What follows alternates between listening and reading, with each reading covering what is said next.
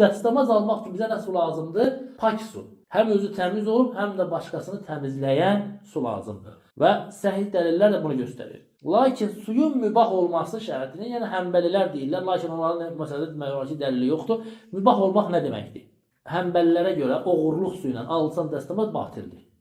Mübah deyil. Yaxud birinin əlindən suyu var, deyirsən ki, ver dəstəmazdan vermir. Yıxırsan yerə, döyüşsən, zorla suyunu alırsan, dəstəmaz alırsan. Həmbəlilərə görə dəstəmazın batildir. Günahlığında ixtilaf yoxdur. Olmaz, haramdır. Düzdürmü? Biz bunda ixtilaf eləmirik. Lakin o su təmiz axı, təmiz bir sudur.